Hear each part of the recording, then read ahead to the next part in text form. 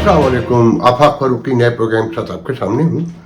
मौजूद यकीनन पाकिस्तान है और मोस्ट इम्पॉर्टेंट आज गुफ्तगू है पाक भारत ताल्लुकात, जिसके मोदी के खैर मकदम के बाद, शहबाज हुकूमत के ट्वीट के बाद जो है बड़ी डिस्कशन में इंटरनेशनली भी उस पर बड़ी डिस्कशन हो रही है, उस पर बात करेंगे। और पीपल्स पार्टी ने साफ वाज़ेह इशारे दे दिए एज पर थॉट कि जो हम समझते थे, जो ओपिनियन थी, अक्सर क्या कहा करते थे कि 18वीं तरमीम पर पीपल्स पार्टी को कोई इतराज़ नहीं है। और IMF ने भी बहुत वाज़ेह तौर पे कह दिया है कि जी सूबों को मरकज़ के साथ बैठकर वफाकियत बचाने के लिए NFC पर गुफ्तगू करनी होगी। और पंजाब पे जो इल्ज़ाम लगाया IMF ने कि इसके जो तलन है, ये पैसे पूरे जमा करता है, सबसे बड़ा सूबा, और जो इसके अखराजात हैं वो बहुत खौफनाक हैं, और उस पर जो शराइत पेश किए हैं तो हुकूमत ने सुना है और IMF में इख्तलाफात पैदा हो गए हैं, उस पर बात करेंगे। और खान साहब की पार्टी में जो एज पर थॉट वो भी कहना चाहिए कि जो फूट पड़ गई है और जो नए नए बयानात सामने आ रहे हैं और सेनेट के लिए जो नाम सामने आए हैं उस पर बात करेंगे थोड़ी सी मुख्तसरन। और डॉलर का रेट जो है रोज़ाना पाकिस्तान में 10-20% नीचे ऊपर होता है, मगर बस दिलचस्प बात यह है कि पूरे खित्ते में देखने की बात है कि इसको रिलेट करें पाक भारत ताल्लुकात से कि वो अफगानिस्तान जो नंगा भूखा और जिसके लिए पूरी दुनिया परेशान थी, वहाँ डॉलर 72 रुपये का है अफगानी, इंडिया में 83 का है, जो 60 रुपये पे मोदी के पास आया था और अब 83 का हो गया, जिस पर पूरे हिंदुस्तान में शोर पड़ा हुआ है। और बांग्लादेश का टका 110 का है, पाकिस्तान का माशाल्लाह से 280 अराउंड 279 समथिंग, और जो 280 रोज़ होता है फ्लक्चुएट होता है। सब पे थोड़ी थोड़ी सी बात कर लेते हैं। देखें, हम पाक भारत ताल्लुकात पे पहले गुफ्तगू कर लेते हैं। मोदी ने एक रस्मी कार्रवाई की कि जनाब खैर मकदम किया उनकी हुकूमत का, जो एक अच्छी बात है। अच्छा, पहले हम ये समझते रहे अभी 2 माह पहले तक कि मोदी बहुत कट्टर हिंदू परस्त हैं और जो उनका वोट बैंक है, जो उन्होंने वादे किए हुए हैं, उसकी रोशनी में पाकिस्तान से गुफ्तगू मुश्किल होगी। मगर अब जो इंडियन सोशल मीडिया पर, इवन मीडिया पर उनके मुकरने की बिल्कुल खान साहब की तरह जो दास्तानें सामने आई हैं, जो हक़ाइक़ पर मबनी हैं, जो सबूत के साथ हैं, तो पाक भारत इशू के हवाले से भी मोदी का रिट्रीव करना या अचानक कोई सरप्राइज देना कोई अहम बात नहीं होगी, शॉकिंग नहीं होगा।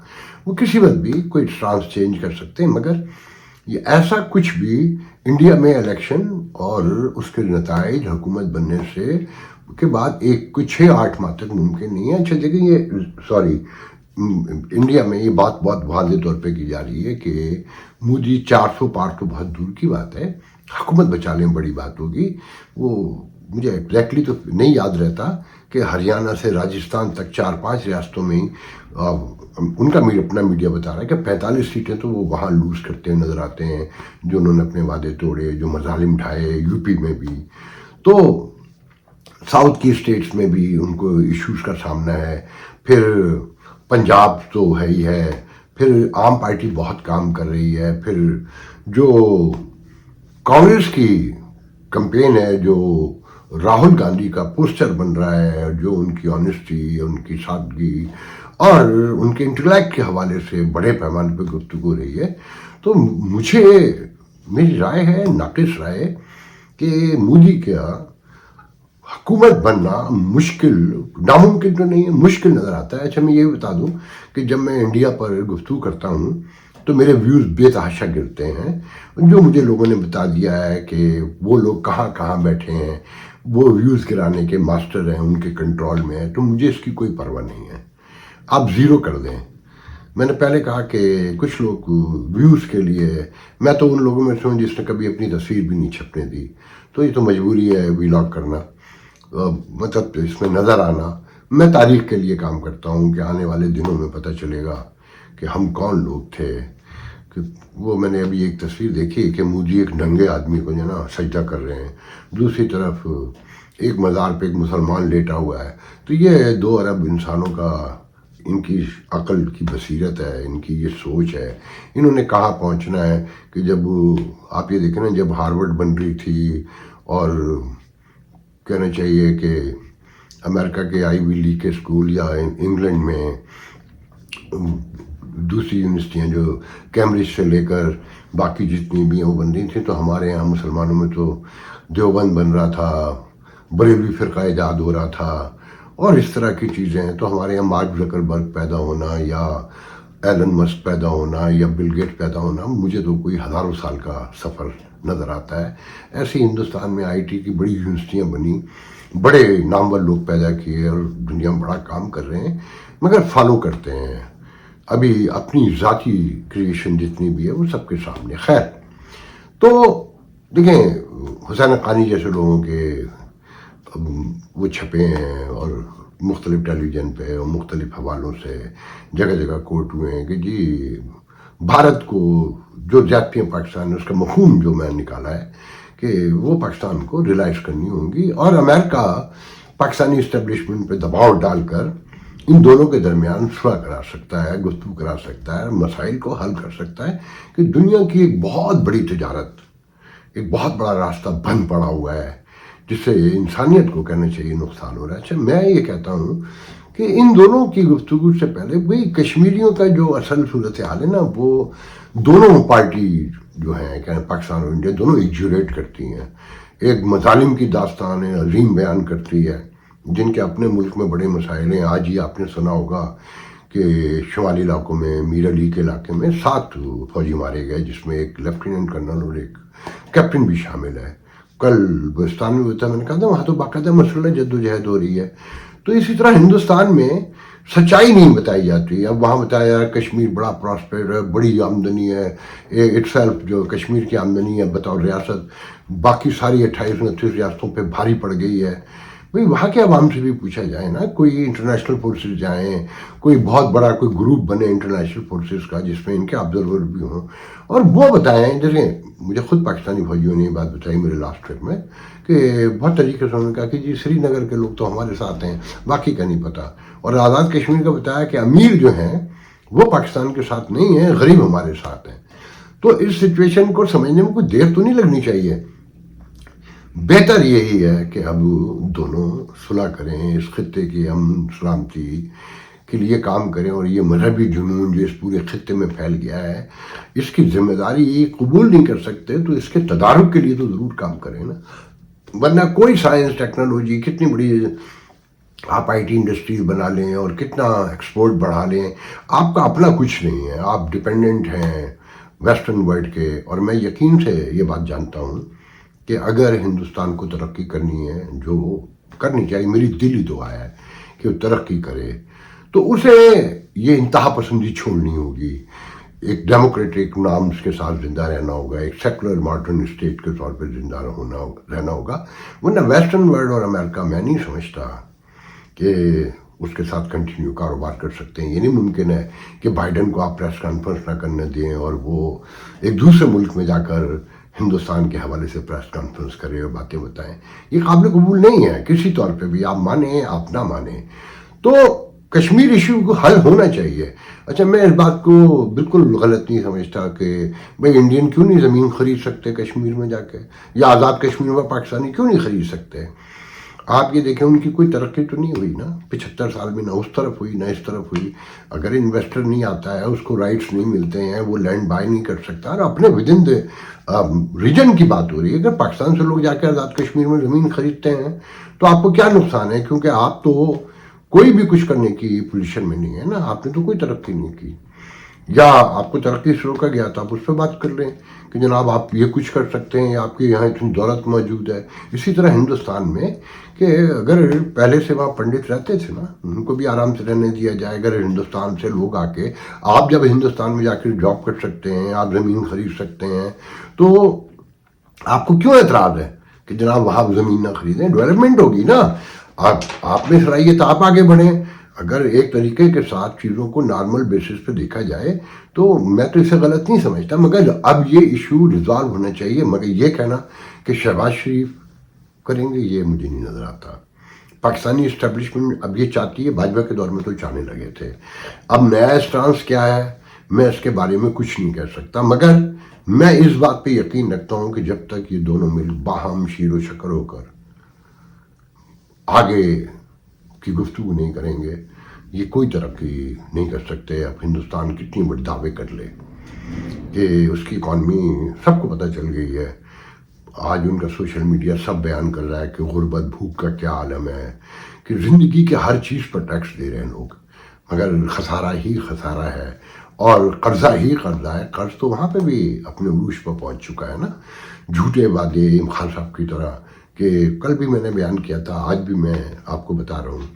تو بہرحال میرا تھاٹ پروسیس یہی ہے کہ ان کو ساتھ تو بیٹھنا چاہیے، کسی بھی حال میں بیٹھیں، اور پاکستان کے پاس اب دینے کو کچھ نہیں ہے، سواپ ہوتا ہے چیزوں کا، گیو اینڈ ٹیک ہوتا ہے، تو بہت سی باتیں ہندوستان میں بڑا ملک ہے، بڑی طاقت ہے، اور اسے بھی بڑے پن کا مظاہرہ کرنا ہوگا۔ باقی کشمیریوں کی ول بھی یقیناً کہیں شامل ہونی چاہیے، ان کی زندگی کا معاملہ ہے، پانی سے لے کر لینڈ کے مسائل تک، اور لینڈ کے مسائل سے لے کر آزادیوں خود مختاریوں تک، کہ انہیں اکیلا تو نہیں چھوڑا جا سکتا، انڈیپینڈنٹ کشمیر تو کوئی برداشت نہیں کرے گا۔ خیر آگے بڑھتے ہیں کہ دیکھیں، میں بہت عرصے سے یہ بات کہہ رہا تھا کہ 18ویں ترمیم پہ بہت شور کر سکتی ہے پیپلز پارٹی، اگر بلاول کو وزیر اعظم بنانا ہے تو انہیں خود کو بھی پتہ ہے نا کہ وفاق کے پاس روٹی کھانے کو بھی پیسے نہیں ہیں، فوج کے بجٹ کے پیسے نہیں ہیں، سارے پیسے تو قرض میں چلے جاتے ہیں، سود، بلکہ قرض میں بھی سود میں چلے جاتے ہیں، پاس پلے تو کچھ بچتا نہیں ہے، 8,000 تو سود دینا ہے اور 7,200 ٹوٹل ان کے پاس بچتے ہیں اور صوبے لے جاتے ہیں۔ اور صوبوں کا حال یہ ہے کہ پنجاب کے بارے میں ورلڈ بینک نے کہا ہے، سوری IMF نے، کہ یہ ٹیکس کا وصولی کا جو ہدف ہے وہ بھی پورا نہیں کرتا، اور اس کے جو علل تلل نے خاص کر 1.5 سال میں آپ نے دیکھا کہ نگرانوں نے جو لوٹ مار کی اور جس طرح سے پیسہ بہایا، بالکل ایسا لگتا ہے کہ جاپان کے وزیر اعلیٰ ہیں۔ تو آپ نے آنکھوں سے دیکھا نا سب کچھ، ادھر بھی اوور پاس بنا دو، ادھر بھی بنا دو، ڈھیر تختیاں لگی ہیں ہاسپٹل میں، اور ہاسپٹلوں کے بارے میں وہ ابھی تک ہاسپٹلس کے بارے میں بتایا ہو جاتا ہے کہ وہاں کچھ بھی نہیں ہے۔ انہوں نے کہا کہ جی FBI ڈائریکٹ جو ہے پنجاب میں وصولی کرے، ڈائریکٹ سارے محصولات کرنے کے بعد اپنی مزدوری وصول کرے، فیس رے جو بھی بنتی ہے وصولی کی، اور بعد میں وفاق کے تھرو پنجاب کو پیسے ملنے چاہیے۔ اور NFC ایوارڈ پر غور کرنا پڑے گا کہ یہ نہیں ہو سکتا کہ وفاق ننگا پھوکا ہو، اس کے پاس کچھ بھی نہ ہو، اور وفاق میں جو بہت ساری، یہ میں اپنے طور پہ کہہ رہا ہوں کہ جو وزارتیں ہیں جو 18ویں ترمیم میں طے ہو گئی تھیں وہ بند ہونی چاہیے۔ بہت بڑا چنک آف جسے کہنا چاہیے جو لاس ہے وہ اس میں چھپا ہوا ہے، کہ کئی 1500 کے قریب ارب ڈالر روپے جو ہے نا چھپے ہوئے ہیں۔ اور پھر اگر 18ویں ترمیم ختم ہوتی ہے، اچھا دیکھیں میں ایک بات جانتا ہوں، 18ویں ترمیم کوئی بری چیز نہیں ہے، ڈی ویلیویشن ہوئی ہے نا اس کی کام کی، وہ اختیارات کی، اتھارٹی کی، کیونکہ جب صوبے دینے ہی نہیں چاہتے نچلے لیول پر بلدیہ کو، گلی سڑک نالی کو بھی کنٹرول میں رکھنا چاہتے ہیں۔ یہ آج کا جو آئین ہے آپ اس میں یہ دیکھیں نا کہ آئین میں تو سب کچھ موجود ہے، یہ کہنے والے تو یہ بھی کہتے ہیں کہ دنیا کے بہترین جو کانسٹیٹیوشن ان میں سے ایک ہے، اس پر نیچے سے اوپر تک کوئی عمل کرتا ہے۔ اس میں جو پہلا حلف ہی ہے، جو کوئی بھی ادارے کے لوگوں ہوں، سول حکومت ہو، فوجی حکومت ہو، یا جو لوگ بھی کلرک سے لے کر آخری عہدے تک موجود ہیں دونوں side per, civil and army, کیا وہ اس پہ عمل کرتے ہیں؟ جب آپ نے عمل نہیں کرنا ہے تو آپ کچھ بھی لکھ لیں، آپس میں کچھ بھی طے کر لیں، نیتوں کا دار و مدار ہے۔ رسپیکٹ کا مسئلہ ہے کہ اگر آپ اپنے لکھے ہوئے کو عزت دیتے ہیں، احترام دیتے ہیں، آپ میں شرم لحاظ ہے، نہیں تو کوئی فرق نہیں پڑتا، آپ جو چاہے لکھتے رہیے، پھاڑتے رہیے، بدلتے رہیے اور ایک دوسرے کو سناتے رہیے، فرق تو کچھ نہیں پڑے گا نا۔ تو ان ساری سچویشن کو میں یہ سمجھتا، اچھا پھر اس میں ایک چیز اور اہم، کہ پرچون کی لیول پر بھی ٹیکس آنے چاہیے، بالکل آنا چاہیے۔ میں تو ویسٹرن ورلڈ میں نے تو آج تک کوئی ایسی چیز نہیں خریدی کہ دکاندار سیلز ٹیکس نہ لیتا ہو اور وہ جمع بھی نہ کرواتا ہو۔ FBI یہاں جو IRS है वो छापे भी मारती है, आके काउंटर पे पैसे भी गिनती है, वहाँ अपना ऑडिटर भी छोड़ती है महीनों के लिए, और चेक करके कि जी आपकी तो ये टोटल एवरेज निकलता है और आप इतना पे करते हैं, फाइन भी करती है। तो देखें, अगर आज की दुनिया से मैं बहुत अच्छे से एक बात कहता हूँ कि अगर आपने इंटरनेशनल कम्युनिटी के साथ रहना है, डॉलर में डील करना है, एक्सपोर्ट करनी है, इंपोर्ट करनी है, तो आप अपने मुल्क में कुछ भी कर रहे हो, मगर जब इंटरनेशनल मार्केट में आते हैं तो आपको उनके कवानीन फॉलो करने होते हैं ना, उनके रूल एंड रेगुलेशंस जो हैं वो फॉलो करने होते हैं कि आपने बैंक के थ्रू करना है, आपने वहाँ के जितनी भी महसूलात हैं वो सारे पे करने हैं। तो ये कैसे मुमकिन है कि आप अपने मुल्क में नहीं करेंगे कि आपको जो पूरी स्टेट में घर हैं, आपको उनकी रियल प्राइस निकालनी होगी कि 6 करोड़ का मकान है ना, तो पेपर में 6 करोड़ आएगा, वो 80 लाख रुपए नहीं आएगा। दोनों पार्टियां जो टैक्स देती हैं वो पूरे देंगी, और जब तक आपका अदालती निज़ाम दुरुस्त नहीं होगा ये पॉसिबल नहीं है।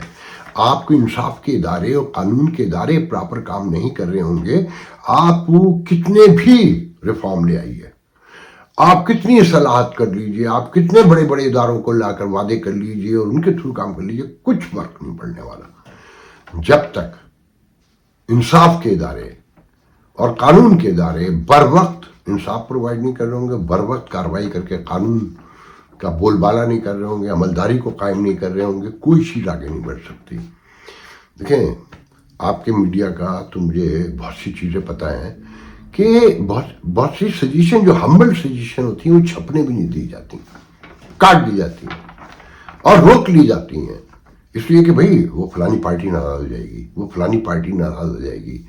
जब तक ये तरीक़ेकार है, आप समझते हैं कि उस मुल्क में कोई तब्दीली आ सकती है।